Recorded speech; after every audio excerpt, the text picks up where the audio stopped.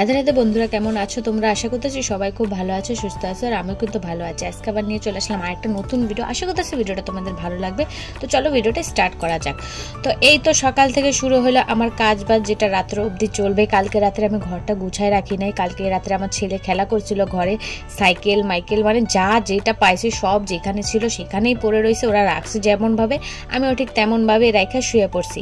আর গুছাই নাই বলে সকালবেলা উঠে জায়গাটা এত বিচ্ছিরি লাগতেছিল দেখতে। তো সবার প্রথমে ঘর থেকে বেরোনোর আগে ভাবলাম দরজা তো খোলাই থাকে, আমার কর্তামশাই ভোরবেলা চলে যায়, তো আমি গেটের কাছেও যাইনি। আগেই বিছানা থেকে নাইমেই শুরু করলাম এই যে ঘর ঝাড় দেওয়া, ঘরটা আগে পরিষ্কার করা। যেহেতু ঘরে ছোটোখাটো একটা দোকান আছে, তো সকালবেলাও কোনো কাস্টমার চলে আসে, আর ঘরে তো বিছানা না উঠালে ঘরটা ভাল লাগবে না। তো বিছানা রয়েছে থাক না, তো আমি নিচের পাটটা তো গুটাইতেই পারি, তাই না বলো? তো সেই কারণে আগে ভাবলাম বাইরে যাওয়ার আগে ঘরের কাজটা সারে নি, কারণ বাইরে একবার চলে গেলে আর আমার ঘরে আসা হবে না, আর ঘরটা এমনই থাকবে। তারপরে আর কি সেই ঘর গোছাতে গোছাতে প্রায় আমার 10টা 11টা, কোনো দিন 12টা 1টাও বাজে যেতে পারে। তো সেই কারণে প্রথমেই ঘরটা গোছাই নিলাম। এখন চলে যাব রান্নাঘরে বাসি কাপড়টা ছাইরা।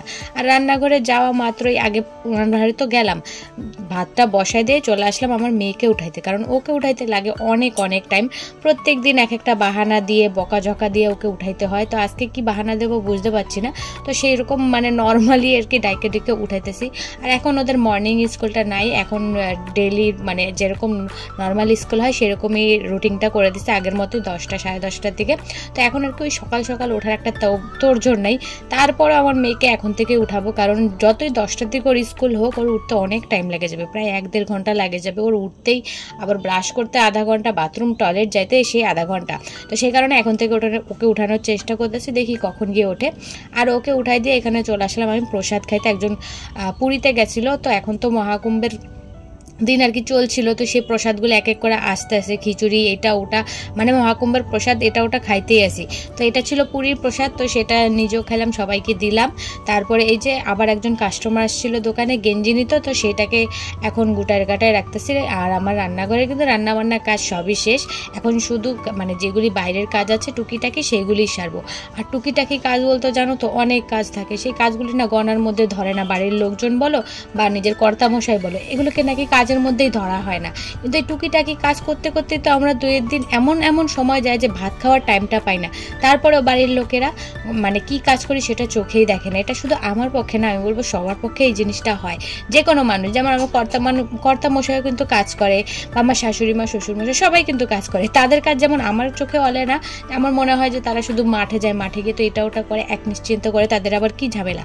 আর তারা মনে করে আমি তো বাড়িতে থাকি, এটা কাজ তো কম করি, তাহলে আমি কেন পারি না কাজ করতে। মানে দুটো দিকেই সমস্যা হয়ে যায়, মানে দুজনকে দিকের কাজগুলি বুঝতে হয় একটু।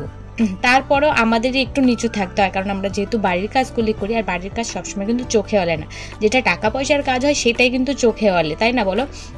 তো সে জাগে যাই হোক, এখানে সকালে জামা কাপড় ধোয়া থেকে শুরু করে ঘর দুয়ার গোছানো সবটাই করলাম। তারপরে বেলা চলে যাইতেছে বলে 12টা 1টা তো বাজে গেছে, তো এখন চানটা করে নিলাম। তারপরে এই যে আবার শুরু করে দিলাম কাজ করা। কাজ মানে শেষ হয় না, দিন শেষ হয়ে গেলো কাজ শেষ হয় না। তো কর্তামশাই ফোন করে বলছিল যে কতগুলো পেঁয়াজ বাইছে রাখতে, তো সেগুলি বাছাবাছি করে রাখলাম। তারপরে চলে আসলো কর্তামশাই বাজার থেকে। এখানে ছেলেকে দিছিলাম আখের রস কিনে, ওকে ওর বোতলে ঢাইলে দিছি, আর এখানে কর্তামশাইকেও দিছি, আর এখানে বাকিটুকু মেয়ের জন্য রেখে দিছি। কিন্তু আমার কর্তামশাই তার ছেলের সাথে শয়তানি করতেছে বোতল দিয়ে, তো আমার ছেলেও শয়তানি করতেছে, যেহেতু আমার কর্তামশাই অত টাইম পায় না বাচ্চাদের সাথে থাকার জন্য। তো এখন শয়তানি করতেছে করুক। তারপরে আমি যে আমার কাজে আমি চলে আসলাম। কতগুলো মেথির শাক ছিল, সেই শাকগুলো এখন ধুয়ে রাখবো। জানো তো মেথির শাক খাইতে এত ভালো লাগে, কিন্তু আমার শ্বশুরমশাই পছন্দ করে না মেথির শাক। আর এবার অনেকবার খাইছি মেথির শাক, নিজের ক্ষেতের তো অগন্তির বাইরে। আর যেখানে 10 টাকার মুঠি 1-3টা বিক্রি হয়, সেখানে আমরা দিনে মনে হয় 6-7টা মুঠি রান্না করতাম। মানে নিজের ক্ষেতের হইলে যা হয় আর কি, কিনা গোনা নাই তো। তো সে কারণে যতটা মুঠে আটতো ততটা এসে ভাজা করতাম আর খাইতাম, আর এত ভালো লাগতো। এখন সেই দিনগুলি শেষ হয়ে গেছে, খাওয়ার মানে স্বাদের দিন বলতে পারো শেষ। শীতকাল শেষ মানে খাওয়া দাওয়ার দিন শেষ। গরমকালে ততটা খাইতে ইচ্ছা করে না, শাকসবজি যতই মশলা দিয়ে রান্না করো স্বাদ কিন্তু লাগে না। শীতকালে তুমি যদি একটু মানে মাখা মুখা বাটা বোটা দিয়েও খাও, তাও যেন তৃপ্তি করে খাওয়া যায়। আর গরমকালে যতই তুমি মাছ মাংস খাও, তাও কিন্তু পেট ভরে খাওয়া যায় না। গরমকালটাই হচ্ছে এরকম কাল। তো এখনও সময় আছে হাতে, যেইটুকুনি খাইতে পারি আর কি সেইটুকুনি খাইয়ে নিব। গরমকালে তো আবার সেই ডাল ভাত ছাড়া আর কিছুই মুখে রুচি উঠবে না। তো সে জাগে ওখানে কর্তামশাইকে শাক শুক ধুয়ে আসলাম, আর শাকও তো শেষ, মানে শেষই হয়ে গেছে, ধরো আজকের উঠায় আর মনে থাকবে না শাক। তো এখানে আমি আমার যেই হলুদগুলি সিদ্ধ করছিলাম সেগুলোকে রোদ্রে দিয়েছিলাম, সকালের দিকে আমার শাশুড়ি মা দিছিল। তো এখন একটু লাইড়ে চাইড়ে উল্টায় পাল্টায় দিলাম, কারণ এই পাশে ওই পাশ তো শুকাইতে হবে। রোদ্রের তাপটা ততটা নাই, রোদ্রের যদি তাপ থাকে তাহলে একভাবে দিয়ে রাখলে কিন্তু শুকায় যায়, কিন্তু এইবার রোদ্রের তাপ একদমই দেখতেছি না। আর ফাল্গুন মাস চলে যেতেছে, সেই কারণে আর কি শাশুড়ি মা বললো রোদ্রু নাই তো কি হয়েছে, হাওয়া বাতাসে যেটুকুনি টানে, যদি পুরো মাসটা এরকম যায় তাহলে কি হলুদ সিদ্ধ করবো না।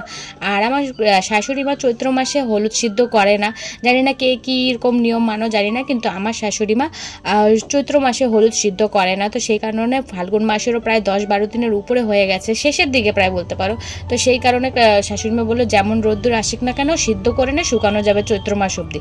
তো সেই কারণে আগে আগে সব সিদ্ধ করে দিছি। আর রোদ্দুরে তো একদমই তাপ নাই, আজকে প্রায় 3-4 দিন হয়ে গেল রোদ্দুরে দিছি, এখন রোদ্দুরে তাপ নাই বলে ওটাকে বারবার উল্টায় পাল্টায় দিতে হইতেছে।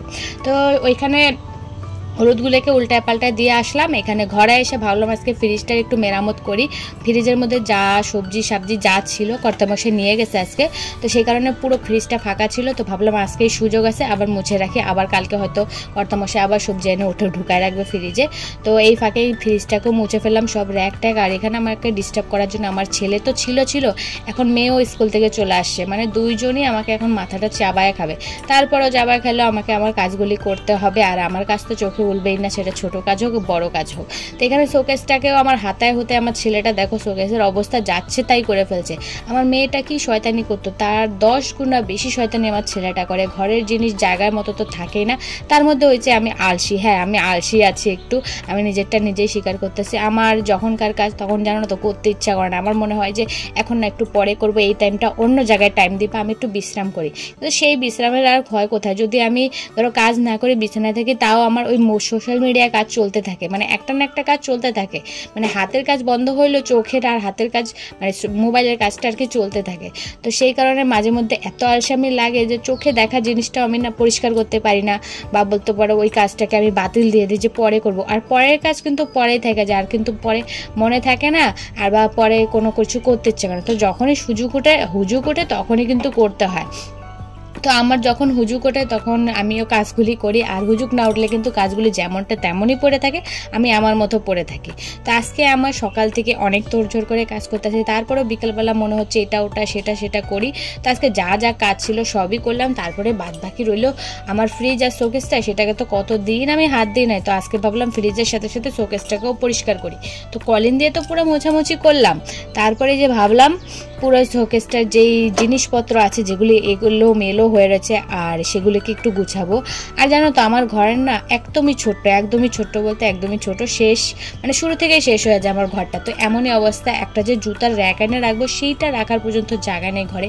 অনেক জিনিস পছন্দ হয়, হ্যাঁ জানি সামর্থ্য হবে না সেগুলি আনার কোনো দিনও, তারপরেও হয় না একটা ধার দেনা করে একটা কিছু আনার, তো সেরকমভাবেও সম্ভব হয়, কিন্তু আমাদের ঘরে আয়না রাখার মতো কোনো জায়গা নেই।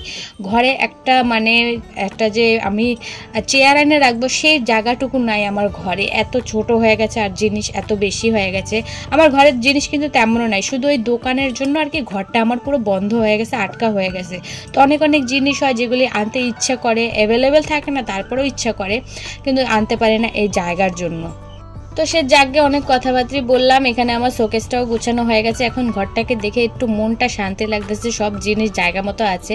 কিন্তু এটা বেশিক্ষণ গুছানো থাকবে না গো, এই ধরো রাতের অবধি, সকালে আবার যেইটা সেই হয়ে যাবে। তো গুছানো না গোছানো আমার সমান, তারপরে ওই চোখের দৃষ্টিতে একটু ঠিকঠাক করে দিলাম। কর্তামশাই বলবে না আমার বউটা কাজ করে হয়তো বাড়িতে থাকা, উনিও কদিন থেকে বলছিল যে শোকেসের উপরে কি অবস্থা হয়ে রয়েছে, করবো বলে ওই যে ফেলে রাখলাম কাল করবো, কালেরটা কালই খেয়ে ফেলছে। তো আজকে মোটামুটি সবই সারা ফেললাম, তার সাথে ফ্রিজের কাভারটাও ছেঁড়া ছিল সেটাও সেলাই করলাম। এখন মেয়েকে চুল বাজে দিব, বিকাল হয়ে গেছে, ও যাবে টিউশনি, তার ছেলেকে নিয়ে যে বাইরে বসলাম হাতের কাজ করতে। মানে একটা না একটা কাজ আমি টোকায় টাকায় নিয়ে আসি, শাশুড়ি মার অভ্যাস একটু করে নিতে হবে, নাহলে যে লক্ষ্মী বউ হওয়া যাবে না। আর লক্ষ্মী বউ না হলে লক্ষ্মী শাশুড়ি হবো কি করে সামনের দিকে বলো, একরকম তো আর থাকবো না, বুড়ি তো হবই। তো এখানে ছেলেকে নিয়ে চিমের বিচি ছাড়লাম। তারপরে এই যে পাশের বাড়ির আমার এক যা হবে ধরো পাশের বাড়ির দিদি, তো ওর সাথে আমার ছেলে চলে আসছে মাঠে, এখন ওর সাথে করতেছে শয়তানি, আর এখন আমি ওকে বাড়ি নিয়ে যাব কিন্তু যাবে না।